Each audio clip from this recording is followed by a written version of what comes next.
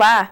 A Organização das Nações Unidas estima que no ano 2050, mais de 4 bilhões de pessoas no mundo vão ter problemas com escassez de água. A previsão é preocupante e força uma maior conscientização de cada um de nós.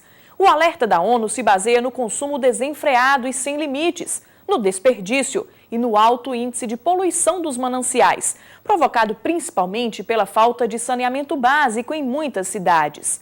Com ações irracionais, o homem está antecipando o seu próprio sofrimento e pode enfrentar muitos problemas no futuro para conseguir um bem natural essencial à vida, mas que é finito. O programa Conhecer deste sábado faz o alerta e mostra também mexer no bolso para tocar na consciência. Cobrança pelo uso de água do Rio São Francisco quer forçar usuários a consumir com cautela. Líder no ranking do desperdício. Consumo de água por pessoa num bairro nobre no centro-oeste brasileiro é 1000 vezes maior do que em países da África. Época de reestruturação. Depois de 100 anos construindo infraestrutura hídrica no semiárido, Denox busca apoio para metas do novo século. Elas na linha de frente. No interior do Piauí, mulheres criam um projeto rural que está melhorando a qualidade da alimentação e dando mais lucro. Trabalho como terapia. Agricultores da terceira idade encontram na roça a melhor forma de passar o tempo. O programa Conhecer está no ar. O trabalho na agricultura não é fácil. A lida começa cedinho, exige dedicação, cuidados especiais no trato da terra para as plantações crescerem férteis e fartas. Na rotina da roça, os agricultores estão sempre procurando formas de tornar o trabalho mais prazeroso e, consequentemente, mais produtivo. Em Alvorada do Gurgueia, no sul do Piauí, uma iniciativa das famílias dos irrigantes está fortalecendo a economia da cidade. 20 mulheres se uniram para instalar uma horta comunitária. Além de melhorar a qualidade da alimentação dos agricultores do perímetro irrigado, a horta está gerando emprego e renda. Os produtos são vendidos dentro da cidade e também para os municípios vizinhos. Dona Maria de Lourdes, Dona Maria Barbosa e as companheiras da comunidade, algumas um pouco mais jovens, chegam cedo e logo começam a trabalhar. Trabalho duro, pesado, trabalho de roça. Elas já têm experiência, afinal, todas nasceram da família de agricultores. Famílias humildes e acostumadas aos sofrimentos ocasionados pelas estiagens típicas do semiárido nordestino. Antes, plantavam numa área de sequeiro e dependiam apenas das culturas de feijão e milho. Hoje, as amigas dedicam sua atenção à horta do perímetro irrigado do Gurgueia, que fica no município de Alvorada do Gurgueia, no sul do estado do Piauí. No meio dos 1.900 hectares irrigáveis, existe um lugarzinho muito especial, tão verde quanto os lotes distribuídos dentro do perímetro. Esse é um espaço dedicado às mulheres dos irrigantes. E você pensa que aqui elas apenas passam o tempo? Que nada. Serviço é o que não falta na horta do perímetro, criada a partir de uma decisão das próprias famílias dos irrigantes. A ideia de instalar a horta é o seguinte, é que o perímetro irrigado Gurgueia é um perímetro administrado pelo Denox, onde trabalhamos com famílias de agricultores. Dessa família de agricultor, a gente tem o trabalho social direcionado a essas famílias. Então fizemos uma seleção de 20 famílias e fizemos um diagnóstico participativo. Desse diagnóstico foi resgatada a visão de futuro com essas famílias e dentro da visão de futuro elas citaram o que mais estavam necessitando aqui no perímetro, onde de todos esses argumentos dela, a prioridade seria a horta comunitária. As mulheres começam a trabalhar no mesmo horário que os maridos saem para os lotes irrigados, ou seja, de manhã cedinho. 7 horas, todas elas já estão com as mãos sujas de terra, com muito orgulho, é claro. As tarefas são distribuídas na hora. Aqui cada carro cuida do seu, né? Aí vem, cada uma vem de manhã, aí vem à tarde, qualquer serviço, a gente faz mutirão, como por exemplo a limpeza da horta.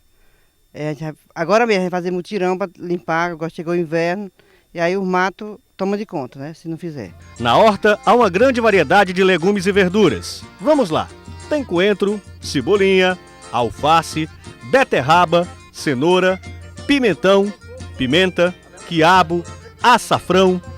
Peraí, açafrão? Para que é que serve mesmo essa planta? O açafrão nós usamos para condimento, para temperar a comida, e também da raiz do açafrão nós fazemos chá para crianças gripadas.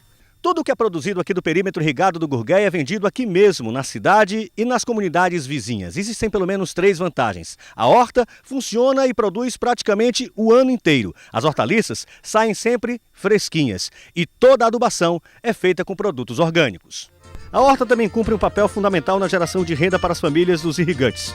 É uma maneira que as mulheres encontraram de ajudar os maridos na manutenção da casa. O trabalho rende um bom dinheirinho no final do mês. Tem dia que a gente faz R$10, 15, tá entendendo? Então, se você vê por esse lado aí, quando chega o final do mês, você tem seus 150, 200, até R$300. Já dá para ajudar lá na casa. Com certeza. Todo dia você compra o pão, o leite, o açúcar, você não vai depender de estar no comércio fiado.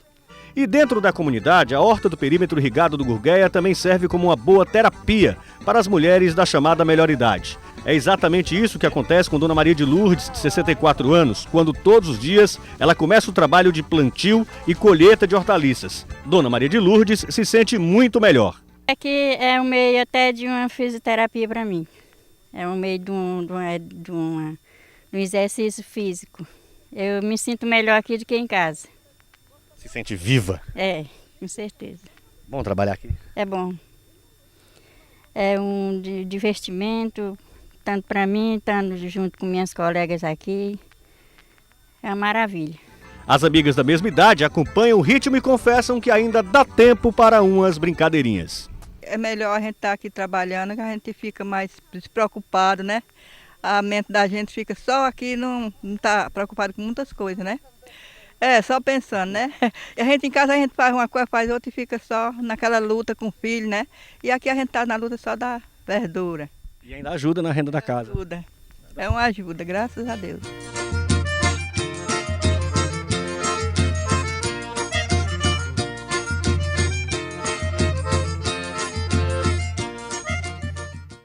Veja daqui a pouco no programa Conhecer, centenário e com fôlego para mais um século.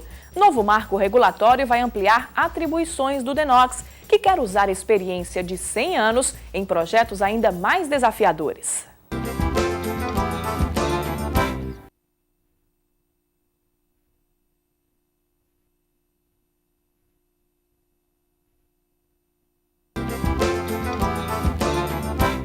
O Departamento Nacional de Obras Contra-Secas é, para o semiárido brasileiro, o alicerce do desenvolvimento regional.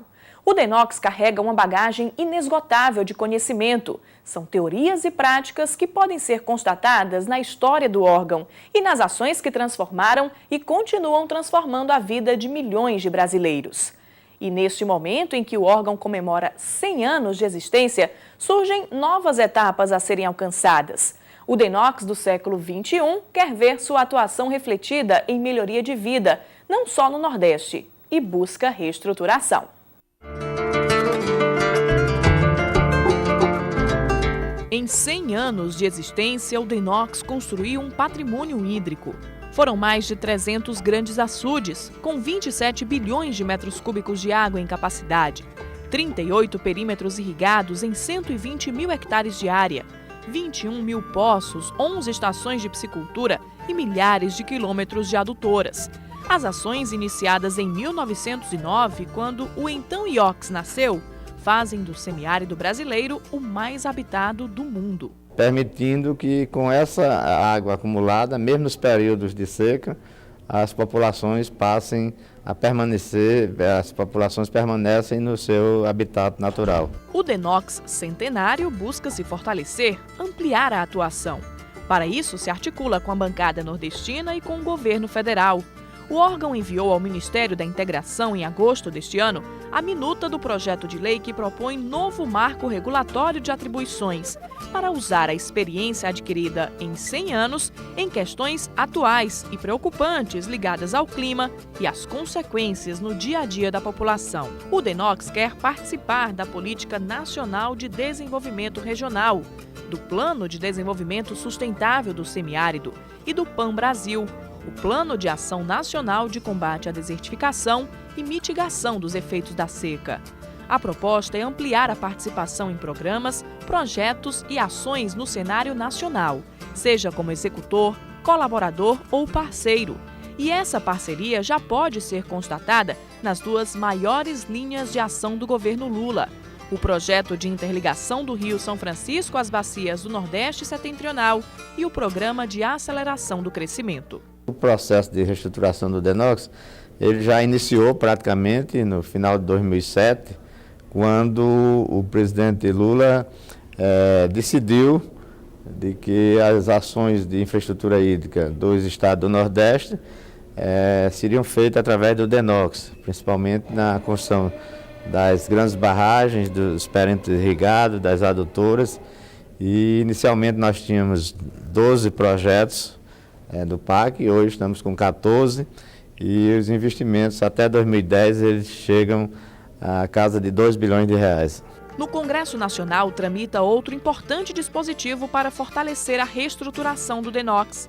O projeto de lei que trata da Política Nacional de Irrigação agrega contribuições de diversos segmentos dos setores público e privado. O projeto estabelece definições, princípios e objetivos, como apoio a projetos economicamente viáveis, ambientalmente sustentáveis e socialmente justos. Incentiva a participação do setor privado na agricultura irrigada e estímulo à organização dos produtores para a administração de projetos de irrigação. Esse conjunto de diretrizes e instrumentos vai dar um salto de qualidade e incrementar a geração de emprego e renda, a produção agrícola e a atração de divisas, com impacto direto na inclusão social.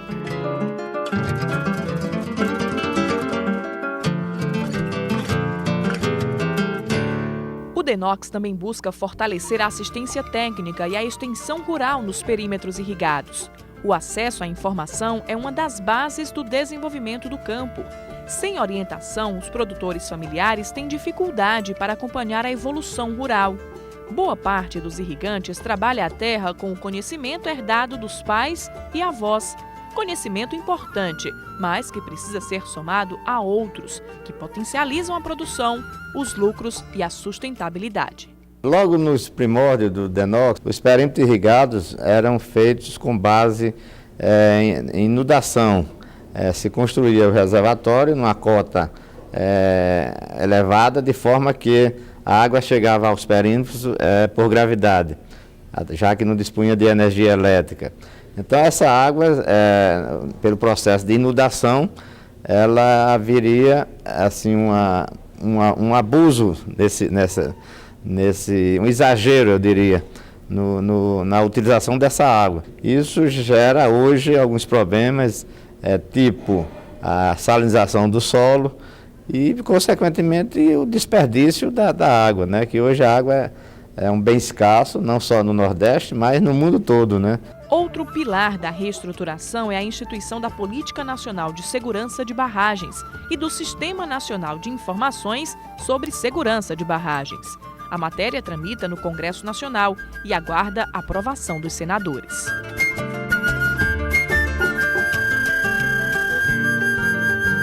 Os projetos pleiteados pelo DENOX esperam consolidar o trabalho do departamento, dando continuidade às conquistas obtidas no último século. Nos próximos 100 anos, é preciso não só construir mais, como também manter o que foi feito. Dessa forma, o futuro terá uma fonte imortalizada de história e a população, fontes ricas de vida.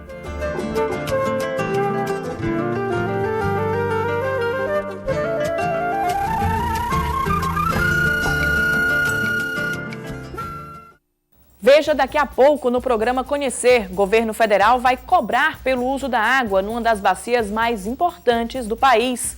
O homem como inimigo. Mau uso, desperdício e poluição afetam as reservas hídricas brasileiras e são desafios para o futuro.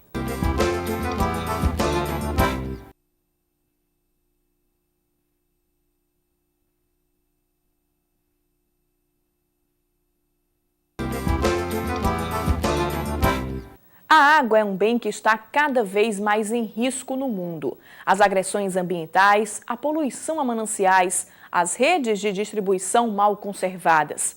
Tudo isso contribui para a redução das fontes potáveis, para o desperdício, para que bilhões de litros sejam jogados fora sem nenhuma forma de aproveitamento. O homem deste milênio não pode mais agir como um ser irracional, destruindo sua fonte de vida mais preciosa. Os órgãos governamentais buscam articular ações que disseminem as ideias do uso racional, nem que seja preciso pagar um preço por isso. O Brasil tem 13,5% da água doce do planeta. Se for contada a reserva que chega pelos rios do Peru, da Venezuela e toda a fonte que circula nas veias do país, chegamos a 18% da água doce do mundo. Mas a privilegiada hidrografia também é desigual no território de dimensões continentais. 70% do volume estão concentrados na bacia amazônica, distante das áreas mais desenvolvidas e urbanizadas do país. Apenas 1/3 da água doce abastece 93% da população brasileira, distribuído de forma desigual. A região semiárida brasileira, formada pelos 9 estados do Nordeste e pelo norte de Minas Gerais, onde vivem mais de 18 milhões de pessoas, tem longos períodos de seca, chuvas mal distribuídas no tempo e no espaço e alto índice de evaporação, o que torna os reservatórios, pouco profundos, ineficazes em época de chuva. O espelho d'água vai embora rápido diante de temperaturas médias de 26 graus. A melhor forma encontrada para guardar a água das chuvas foi construir barragens. As centenas erguidas pelo Departamento Nacional de Obras Contra as Secas podem armazenar 27 bilhões de metros cúbicos. Reserva garantida pela perenização de rios, que abastece homens e animais, irriga plantações, faz procriar peixes, incentiva pesquisas científicas. Para você ter uma ideia, o que o Denox fez na região nordestina, em termos de rios perenizados, cerca de 3.000 quilômetros, se equivale, se compara com o rio Danúbio na Europa, que atravessa todo o continente europeu de leste a oeste. O engenheiro Cássio Borges foi chefe da divisão de hidrologia do Denox. O especialista trabalhou colhendo dados de hidrologia, de fluviometria, de vazão dos rios. Ações importantíssimas, já que são o primeiro passo na gestão dos recursos hídricos. Para nós do Denox, há muitos, desde os primórdios que o Denox surgiu na região, foi exatamente cumprir a primeira etapa da gestão, que é a coleta de informações. Depois, outra fase da gestão é o diagnóstico. Depois do diagnóstico seria a localização das obras que deviam ser realizadas. O engenheiro participou da decisão da construção da barragem Armando Ribeiro Gonçalves, a maior do Rio Grande do Norte, do estudo hidrológico do açude Banabuiú, o terceiro maior do Ceará, e do estudo do sangradouro do açude Oroz, o segundo maior do estado, com capacidade para armazenar 2 bilhões de metros cúbicos de água. Como funcionário do órgão que construiu um patrimônio em segurança hídrica no semiárido brasileiro, Cássio Borges pôde testemunhar a importância das barragens na vida da população em momentos de sufoco. Em 1993, poderia ter havido caos de abastecimento de água na cidade de Fortaleza. E quem socorreu o Fortaleza foi o açude Oroz. O Oroz foi quem mandou. A 400 quilômetros de distância, entendeu? O Oroz socorreu Fortaleza, não só em 1993, como também em 1997, quando também houve outra grande seca, né? Eu não sei o que seria de cidade, como por exemplo Sobral. Sobral hoje praticamente se abastece do açude Araras e também do Aire de Souza, que é um açude menor, entendeu? O que seria, por exemplo, da cidade como Limoeiro, Russas, Jaguaribe, se não fosse o rio Jaguaribe perenizado pelo açude Oroz. O açude Oroz pereniza 300 quilômetros de rios, entendeu? E graças a essa água, entendeu, que as cidades puderam se desenvolver. Pena que o desenvolvimento das cidades não venha acompanhado de atitudes racionais e sustentáveis. O homem age como seu próprio inimigo, poluindo mananciais, gastando além do necessário. O Brasil tem o recorde de desperdício de água por habitante no mundo. No Lago Sul, bairro nobre de Brasília, o gasto médio diário por pessoa é de 1.000 litros. Um descompasso alarmante diante de países da África, onde as pessoas têm menos de 1 litro de água por dia. Na média, o brasileiro dos grandes centros urbanos consome entre 250 e 400 litros de água por dia. É mais que o dobro do considerado ideal pela Organização das Nações Unidas, que é de 110 litros. Só 5 países no mundo têm o consumo per capita considerado ideal: Alemanha, Hungria, Bélgica, República Tcheca e Portugal. Um número insignificante de nações que estão no caminho certo. O Brasil ainda está no caminho errado. A perda nas capitais é de aproximadamente 6 milhões e 100 mil caixas d'água por dia. Não dá para não se preocupar. Significa que 40% da água retirada de mananciais é desperdiçada. Os maiores vilões são as atividades de irrigação e as redes de distribuição mal conservadas das cidades.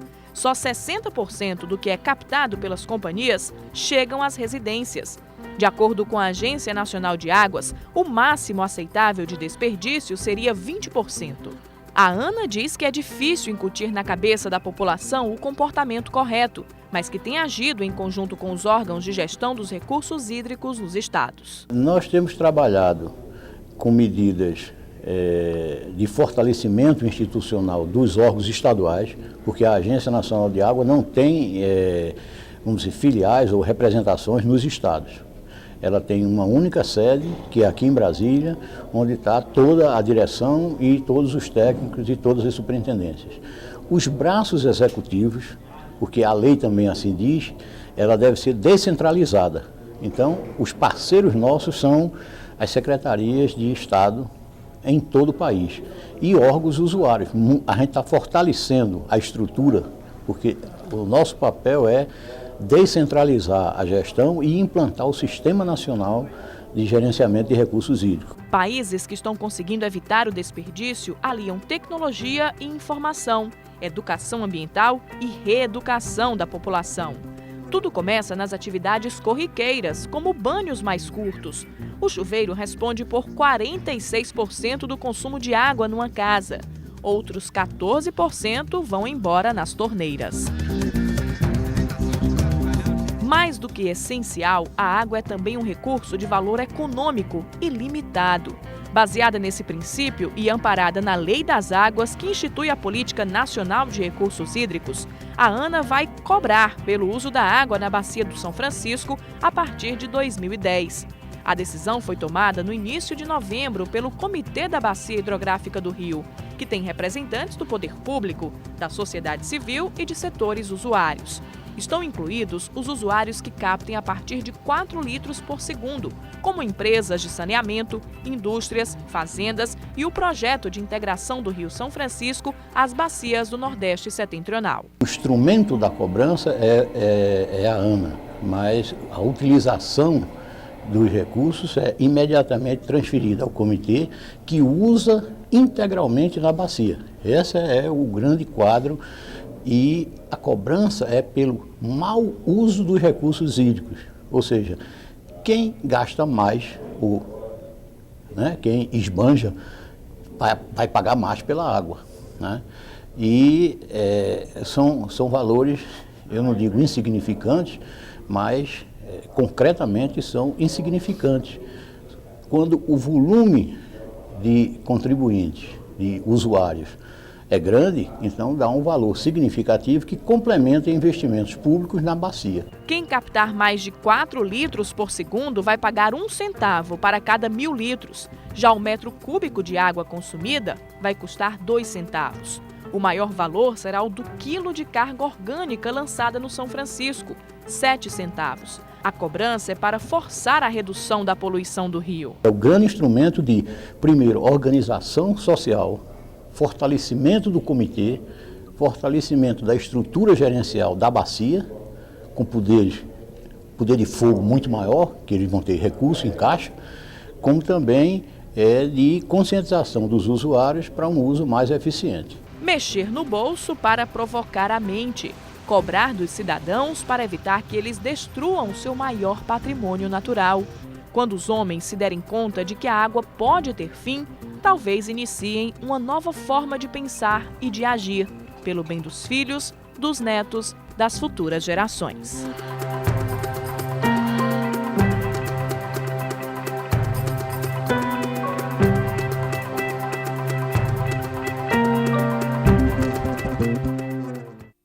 O programa Conhecer fica por aqui. Para se comunicar conosco, mande uma mensagem para o endereço eletrônico conhecer@tvdiario.tv.br. Tenham todos um ótimo dia e até o nosso próximo encontro.